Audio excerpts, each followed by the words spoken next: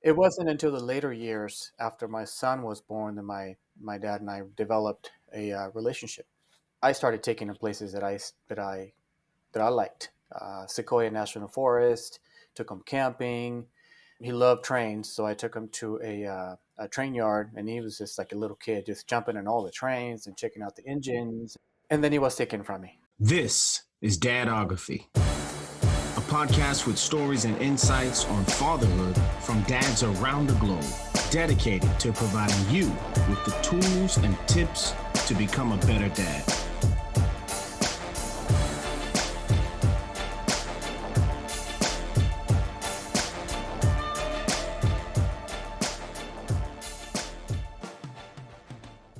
Welcome to another episode of the Dadography podcast. It's truly a pleasure to have you guys with us once again.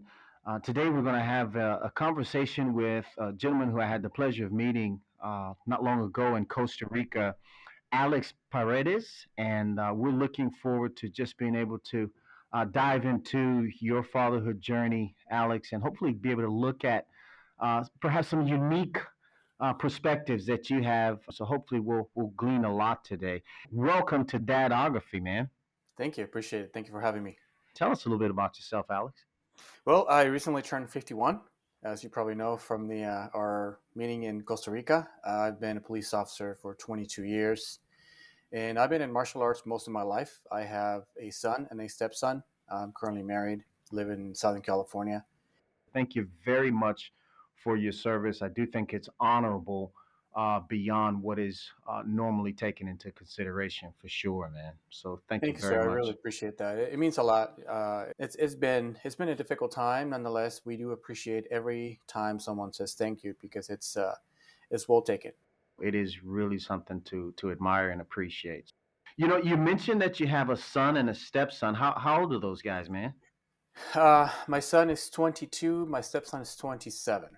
Okay. So they're both gone out of the house, doing their thing, living life, or at least trying to navigate through life, which is expected. Well, I guess we'll get to them a little bit, but I want to really dig into some perspectives of fatherhood based on what you've done for a living, law enforcement, and then even what you've done with martial arts and mentoring. But before we get there, I always like to take a step back, man. I always like to look and see, okay, well, you've got some fathering you've done, but let's see if we can trace it back to the root and see how the fruit got produced. And so, in some instances, it's a great history. In some instances, it's a shaky history, and in other instances, it's absolutely horrible. We had a guest once, and I've quoted him a few times. He says, regardless of whether your dad was awesome or horrible, you have the perfect blueprint. That is, if he was great, you know what to do. If he was horrible, you know exactly what not to do. So roll with it, you know? Tell me a little bit about your dad and growing up with your dad, Alex. My dad was a jack of all trades. He knew how to Mm, do everything. He knew how to fix things, work things out. The only thing that I wish my dad would have been more compassionate, more loving, more caring. My dad was like a soldier. My dad was one of those that he learned that I have done something wrong either at home or at school, disrespecting my mother, which I rarely ever did as a kid. You know how we like to talk back. The punishment was severe, and I'll tell you why. I grew up in Mexico, so my okay. dad was hardcore, strict father. If I goofed, if I screwed up, I got severely punished. And with all that said, I'll tell you that if it wasn't because of him, I probably would have ended up differently. Right. Things would have been different. If it wasn't for his discipline, his ways of being, his ways of teaching us, I think I would have ended up in a different place. But I didn't realize that until later in life. Yeah, at the time I was a kid. Yeah, I'm getting a belt put to my butt. That was not cool. Hmm. But later in life, I realized that was his way of trying to make me go in a certain direction. But again, I think there's other ways to go about it. So he was really strict. We didn't really have a good relationship. I'll tell you that. We had a social relationship where I was more of a gopher boy. Hey, go get me this, go get me that. He would never Hmm. sit there with me and say, hey. I appreciate you, or you're doing good, or this is what you sure you shouldn't do in life, or Mm-hmm. it was my mom the one that said, hey, be careful with girls, be careful what you say, don't put yourself in a situation where I wish it was my dad that had been the one that gave me that knowledge, or give me that Mm-hmm. insight, or give me that perspective in life. It was mostly my mom. It wasn't until the later years after my son was born that my dad and I developed a relationship. I started taking him places that I liked. Sequoia National Forest, took him camping. He loved trains, so I took him to a train yard, and he was just like a little kid, just jumping in all the trains and checking out the engines.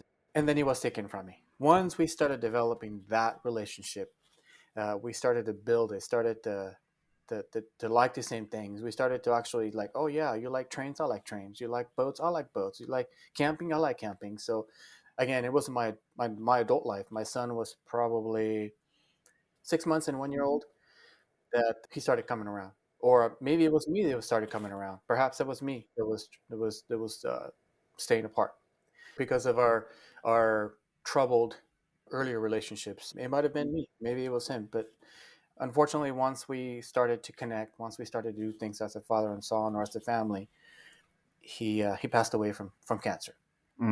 Sorry to hear that, man. Let me ask you this, and I'll ask this question two different ways and see what comes out. What's something that you hope you do as good as or better than your dad? What comes to mind is what you just mentioned about the blueprint. You're absolutely right. You're absolutely right. So when I had my son, it's like I am not going to be like my dad. Mm-hmm. I'm going to do things differently. I'm going to let him know he's appreciated. I'm going to let him know that, what the things that my mom taught me, be a good son, be good productive, do things right the first time. If you fail to plan, you plan to fail, Right. and all of these things. But in retrospect, I try to do what my son, what my dad couldn't or didn't do for me. If that kind of makes any sense. Yeah, that makes a lot of sense. So, in hindsight, what's one thing you think your dad could have done a little better or a lot better? I would have liked to, aside the punishment, I would have liked to seen him sit down with me and have a conversation with me about anything. Could have been talk about why the trees are green, and why the grass grows, and why anything. Guys, if you're listening to this podcast and what Alex just said, I think is quintessential to something we've heard over and over again as it relates to quality time.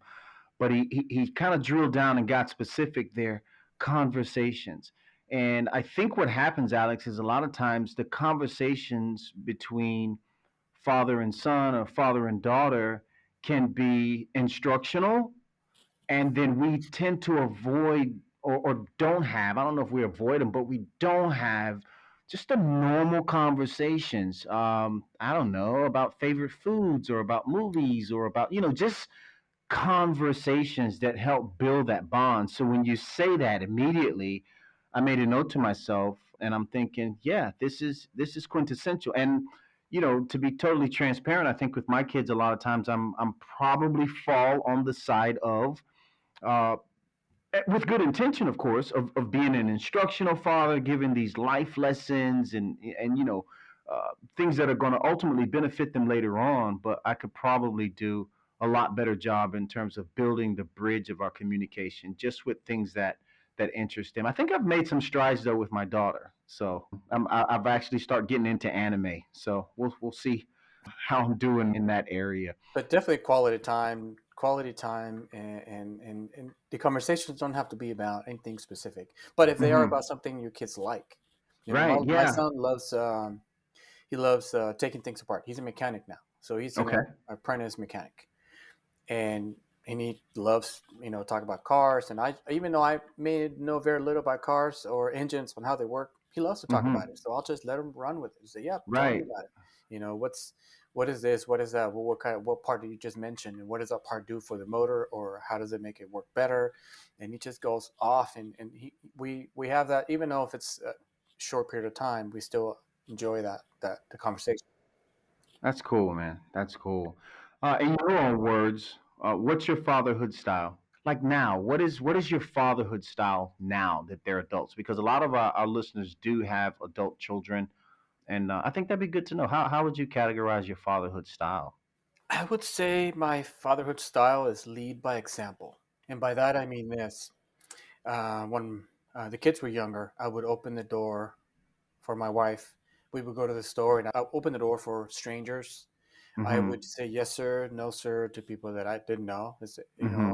or excuse me, sir, or thank you, sir, or we were being served. Thank you, ma'am. Thank you, sir. So my boys did see that part in me that I wanted them to see. I think my style has been always lead by example. It's not one of those do what I say and not what I do. I mean, the other way around. You know what I mean? Right, right. But it's been more, hey, this is how it should be done, and I carry that through my students, which we'll get into later about the same thing. Yeah, I really agree with you in terms of the importance of respect. I've done a lot of travel, and what I've realized, though love itself is a huge attribute that a person should have, I found that respect can literally take you around the world and back. Everybody's responsive to respect, whether it's some top mafioso don to a teacher in an elementary school to I mean, it's just respect. It goes so far, and those little life lessons from yes sir, no sir, yes ma'am, no ma'am could just catapult you into a position to be able to build relationships and open doors of opportunity. I think ultimately. I think my son has actually experienced it, and he's now as an adult when we get together. He doesn't live nearby; he's about 2 hours away. When we get together and we go places, I hear him, I see him opening doors. I hear him say, yes, ma'am, no, ma'am, thank you, sir, no, sir. And so it makes me feel good. It makes me feel good that some of that he retained. Obviously, he's going to Hmm. be his own person. He's going to Of do course. what he's going to do. But nonetheless, the things that I try to instill in him are there, Yeah.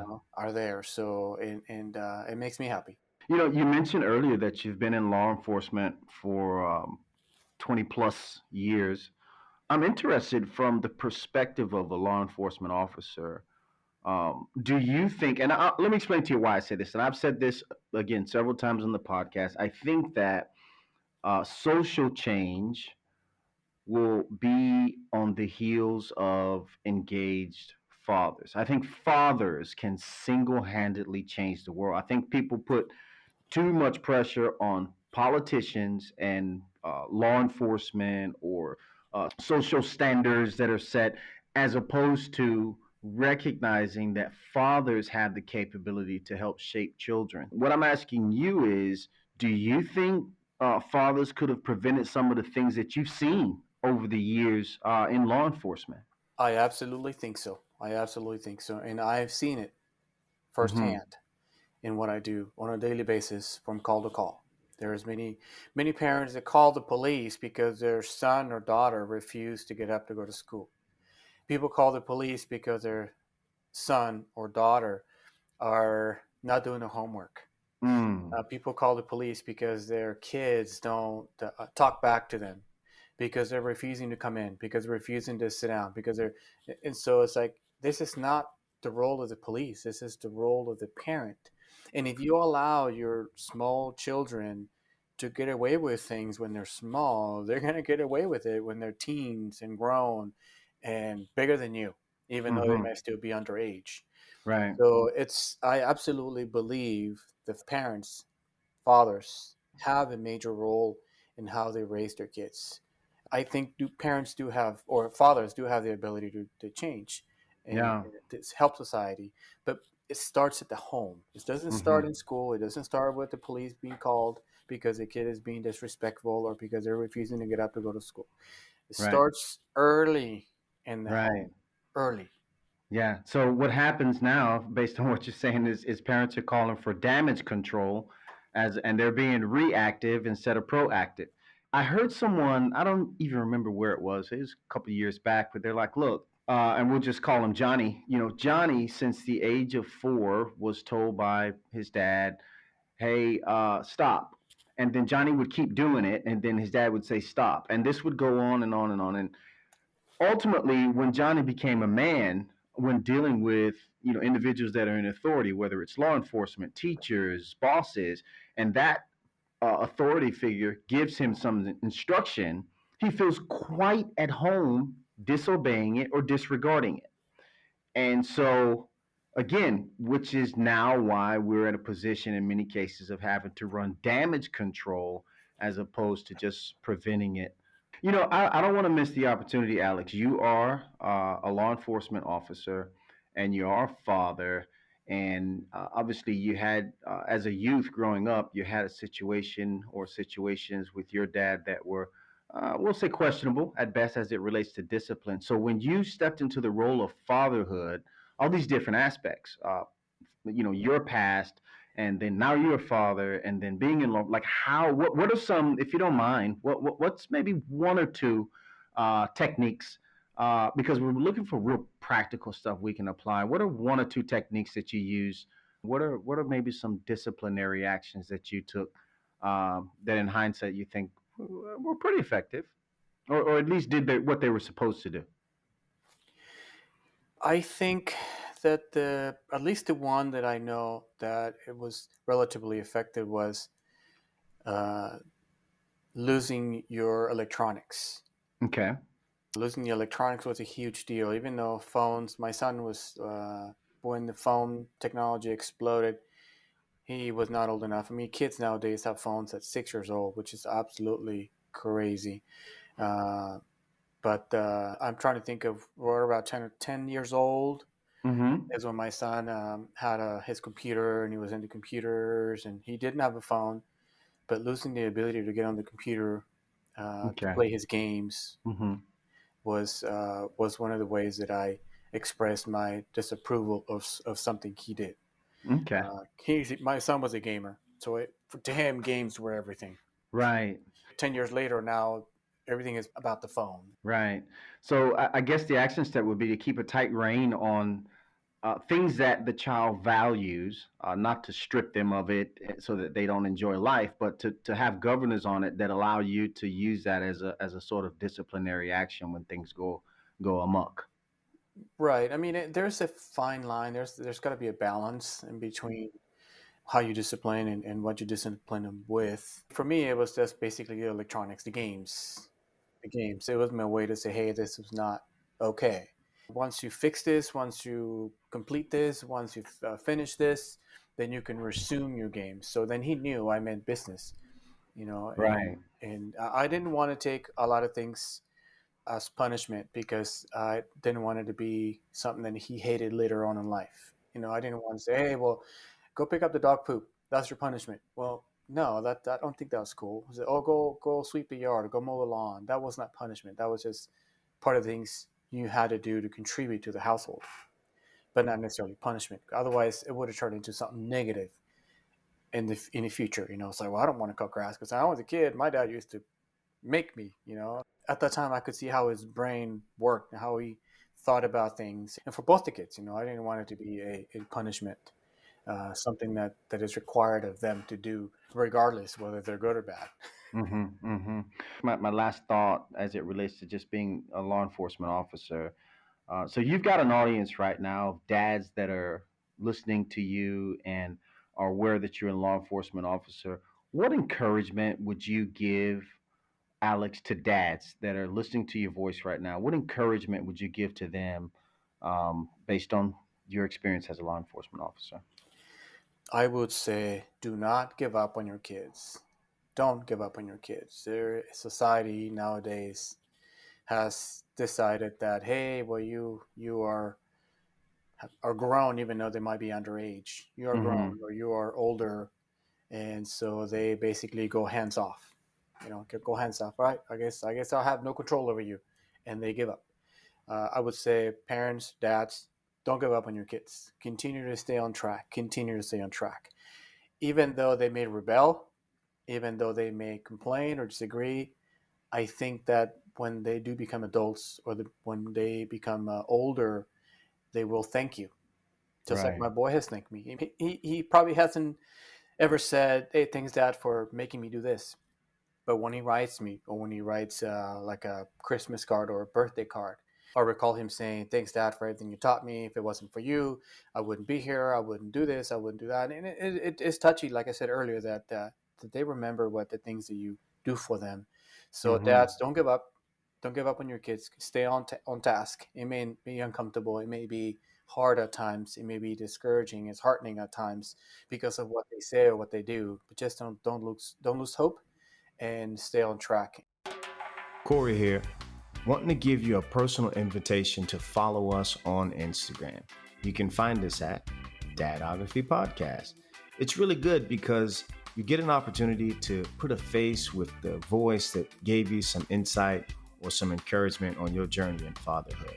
We look forward to having you follow us on Instagram at Dadography Podcast. Thank you very much for that advice, and I'll definitely be very conscious of that on my fatherhood journey, and I encourage all the listening dads to do the same. How long you been training martial arts or giving instruction in martial arts to youth or kids, man? I started teaching in 1990.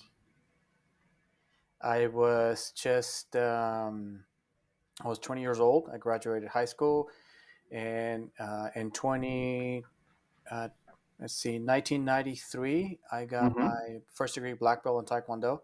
Okay. Before that, I started teaching at several satellite schools. I got hired with the police department, so then I didn't have the time, and then I resumed in 2008. I approached the chief of police and I said, "Hey, sir, I'd like to run this program," and I explained all about it, what it was, and what he did for me, and he thought it was a good idea, so he said, "Yeah, go ahead, run with it." So I started the first martial arts program at the Redlands Community Center, Okay. and it's still going. I've had many success stories in this program. The program is 13 years old now. It started in October of 2008, and I've had hundreds of kids go through my doors. So, do you think that as a mentor slash instructor, do you think the martial arts brings a certain amount of something to children as a whole? I mean, is it the discipline? Is it the community, the structure? I mean, do you think there's some benefit? And I'm asking because I know that there are fathers out there. Some of them may have their kids in martial arts, and maybe it may not even be just martial arts, right? It may just be athletic activities. But but what part do you think it played or plays in helping form kids? I think that everything you mentioned applies. It has to be the discipline, it has to be the leadership, the role model, the camaraderie. Hmm. I mean, some of our tenets are courtesy, justice, perseverance, self control, fighting spirit, and doing the right thing for the right reason. And so that, coupled with the fact that I'm a police officer and I would show up in uniform to the classes and be in uniform and I'll be teaching in uniform. Two things, twofold. One, because I wanted these kids to be comfortable Okay. interacting with someone in full uniform. I mean, everything, and nothing was missing from my gear. Right. And number two, that I was not only their instructor, I was also their local police officer. And so I want him to be comfortable with law enforcement, you see. So the Right. city is benefiting from having an officer interact with the youth, and being Hmm. in uniform with the youth benefits them to know that the police could be trusted. Police are good people, not the bad people. Right. Yeah. Dads, let me take a moment just to speak to you personally as it relates to your communication with law enforcement. You must understand that whatever seed you sow in that child is one way or another, that is positively or negatively, going to have an effect on their later interactions with law enforcement. It's important that you're mindful of the message that you're teaching your children as it relates to law enforcement, and that's not me, standing on a soapbox saying all police are this or no, I'm saying that as a whole, it's important that we're mindful of the message that we give our kids about police. And I'm going to encourage you. And obviously, you're going to make your own choice, but I'm going to encourage you not to sow seeds of negativity. Thank you, Corey. That was well said. So you've had these. two experiences throughout a large portion of your life, law enforcement and being an instructor, mentor. In what ways did those two help shape you as a father, Alex? I was trying to utilize my father's skills from what I learned from my son Mm-hmm. or my sons and try to relate it to my class. Okay. For my students, reverting it back and learning from them has been patience, a lot Mm. of patience. You realize, as a martial artist, that when you start off in martial arts, you're awkward, you're uncoordinated, no balance, no coordination, nothing looks pretty about what you're doing, nothing. But as an instructor and having been doing it for such a long time, I've learned patience for my kids, Mm. and we're talking about a physical aspect. Okay, your foot's in the wrong place. Tweak your foot a little bit to the left or a little bit to the right. Your hand is not on your hip; it's on your stomach. Make it go to your hip, And then I developed this touch guiding. I would Okay. touch the part of the student that I want to move, versus Right. just okay, move your right hand, but they're like lifting their left hand, right? They say, no, your right Mm-hmm. hand, your other right. So instead of confusing them, I would touch the right hand and say, this hand, move it here. This foot, and touch a foot and move it here. Mm. So it was just another way that I kind of developed. But reverting back to what you were asking me is definitely patience. Patience, teaching new students. I've learned to bring that back with me and utilized it during my early days when my kids were young. I'll give you a quick story on patience. Years ago, I read this comic book, and it's called The Sandman. And long story short, they trapped him, and for years, I think like 70 plus years, they would come down in the basement, and the kids would mess with him and poke fun of him, and then so in the comic books, if a person is speaking, the lines are straight, or the bubbles are connected, or the circle above their head is connected. Mm-hmm. And then if they're thinking, it's like a cloud.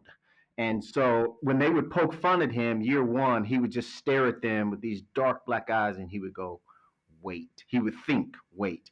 And then so this goes on, and again, they would come down quite frequently, until the point where even the kids started to look old. He was a supernatural being, so he wasn't aging at all. But at any rate, one of the kids' grandkids came down one day and were poking fun of him, and he said to himself again, wait. So this is like 70 plus years, and all he keeps telling himself is wait. And finally, one of the kids fell asleep in front of him. Well, I guess it goes without saying, you can't fall asleep in front of a guy named Sandman, right? So he was dream, and he ended up escaping. But for some reason, that really stood out for me in terms of patience. And if I had to say that there's one quality that's head and shoulders above the rest that I have as an individual, it would definitely be patience. As you put it in perspective, I can see where that would be extremely significant as a father, as you're teaching new things. Maybe you give an instruction, hey, don't do this. And maybe they don't get it right the first time. Mm-hmm. But we don't necessarily want to jump to discipline. Maybe a little bit more instruction, but the patience. I think that's a really good takeaway from your martial art experience for sure, and applying it to your fatherhood. So now you mentioned that you're from Mexico. I did not know that, Alex. I know that your wife is from Mexico. You guys being in California, tell me about cultural nuances. I mean, is there a part of the household that feels and kind of has that Mexican culture, or are the kids without that aspect? Or Well, my wife is actually from California, but you know what? I don't know, but I tell you what, though, I did speak to both the kids in Spanish. They're both fluent, and if you would see them, they don't look like Hispanic kids at all. My son is 6'4". He's got blonde hair, green eyes, and so you look at him and he's like, this is 100% a white boy, but he's actually half Hispanic. And he's bilingual. So when we have our conversations, even on text, because I wanted to hmm keep that going, hmm I type in Spanish and I talk to him in yeah, Spanish. And then, of course, when there's something he doesn't understand, well, he doesn't know how to say in Spanish, he'll say it in English, and I correct him. But no, not really. I don't know that our cultures have influenced in any way. I know that the way my dad was with me was because of maybe that was a culture in Mm-hmm. Mexico. I've been here since I was 15. So Okay. I am, I'm 51 now. So that tells you it's been a minute. But I don't know that there is anything that I could say that is typical of a Hispanic family. I know that this discipline, maybe it is, but Mm-hmm. I don't know because I have nothing to compare it to. Okay. And my wife was raised here and born here. Okay. So I don't know that there are any cultural nuances that I can Okay. think of. Let me ask you this because you did make the concerted effort to make sure that your boys are bilingual. And as you know, this the show Dadography, we interview dads literally from around the world. And so I've had a conversation before with I think two or three dads actually that they've kind of advocated, for one reason or another, why they thought it important to teach their children their I'll refer to it as their heart language because maybe even like your wife, born in the U.S. but Mexican descent, so there's something there with Mexican culture, and so what made you as a father feel it important to say, hey, listen, these boys need to speak Spanish? You know what? It never really thought about it or never Hmm. came up with the reason why they should. I just Okay. wanted them to know it. I just wanted them to understand it. Because I mean, when you go to Europe, Europeans speak two, maybe three languages, Yeah. and no problem. You may have a little bit of an accent, but it doesn't matter because they're able to go anywhere and be understood and be able to communicate. But Hmm. in the U.S., I feels like it's like a no-no. It's like, oh, if you speak your languages, oh, you're not really, an American. I Right. don't know. I'm just speaking what I'm thinking, but Hmm. I want them to be able to communicate in both, and I think it's an asset if they find a career, a job that requires both. Well, guess what? Now they have another check mark on Hmm. their Hmm. application to say, yeah, I'm bilingual. And I'll tell you a Right. funny story. It must have been when my son was 12, and he was at his grandfather's house, Okay. and the gardeners were trying to communicate with his grandfather. And let me back up. My son is from a previous marriage, Okay. and she's from here, from California. Her mom is from here, and her dad is from uh, Canada. So Okay. grandfather was Canadian. Hmm. Anyway, so and he later on told me the story, but his grandfather is trying to communicate with the gardeners who only spoke Spanish, and they're back and going back and forth, and he didn't know. It just happens that my son Matt was at his grandfather's house visiting, Hmm. and so his grandfather went to my son Matt and said, "Matt, I need you to talk to the gardeners and translate because they don't understand what I'm trying to tell them." And I thought Wow. it was a funny story. At 12 years old, he's translating for his grandfather, Yeah. And so I thought it was kind of cool. And so we had many of those situations where his Spanish comes in handy. Then he worked at a grocery store. He was in charge of the meat department, and he would Yeah. have people come in and order in Spanish, or people throughout the store needed somebody to translate.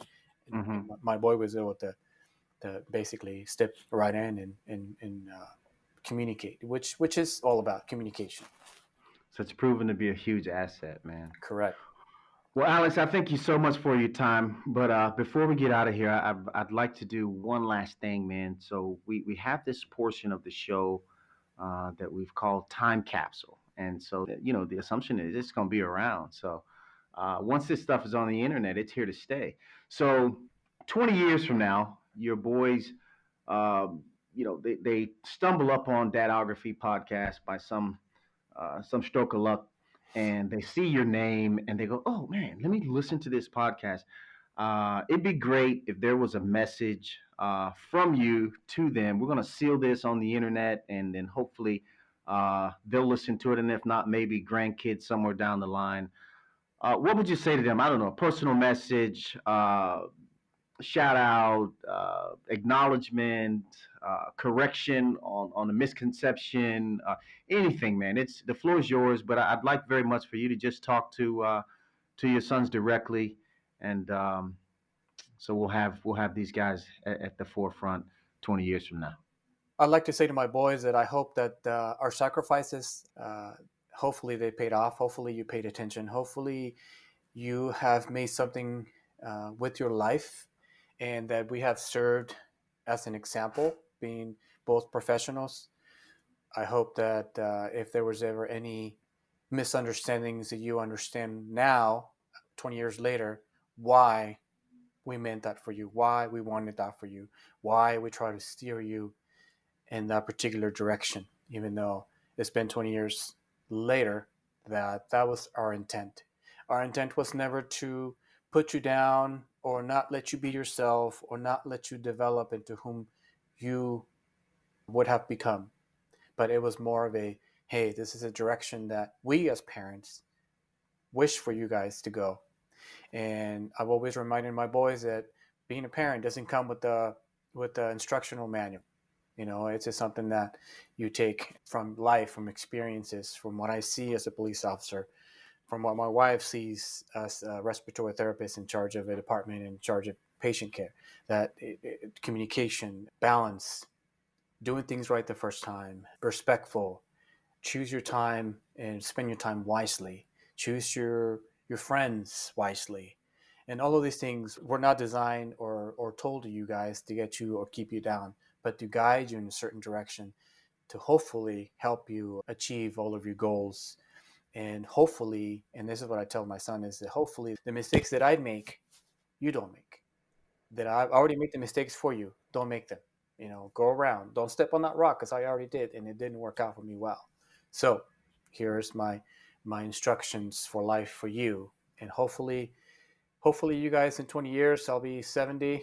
Hopefully you guys will understand why we were the parents that we were. Well, guys, you heard it straight from your dad, straight from, as they say, the horse's mouth. So thank you, everyone, for joining us on the Dadography podcast. Alex, I'm really honored to have had this conversation with you. I know you got some things going on today, so I feel honored because you did carve out the time specifically for this. Thank you so much, man. I really, really appreciate it. No worries. Thank you for having me. I mean, I'd like to come back and share some of my success stories on the youth program, which I'll tell you quickly, is that there is even some of these kids after so many years, they continue to Mm-hmm. seek me out, and one of them even calls me dad, you know, from my Mm, Street Smart program. And when I talk right. about it, I get choked up. But anyway, it'll be for another time. Hopefully, you'll have me back. But Yeah, that'd be great. it's been a very rewarding program, and dads, if I can suggest something, get your kids involved in a martial arts program. I can't say enough about it. It's made who I am today, and I contribute and I attribute everything that I've done in my life to a traditional martial arts program. Thank you for having me, and maybe we'll have another chat another time. Sounds great. Fathers. Our focus on fathering can be so strong that we forget the conversation doesn't always have to be a lecture about how to live life. Have conversations with your kids about anything and put the teaching moment to the side. Teach by example, and don't forget the value of respect and recognizing authority. This starts with you. Patience is not just a virtue, it's a necessity as a father. Take your time and work on this. The results will eventually show up. Lastly, martial arts can be just as rewarding as basketball, football, and other sports. Why not give it a try? Thanks for the conversation, Alex. See you guys next week. We hope you've enjoyed this episode of the Dadography podcast. Thanks very much for listening. I would, however, like to invite you to be a part of the show.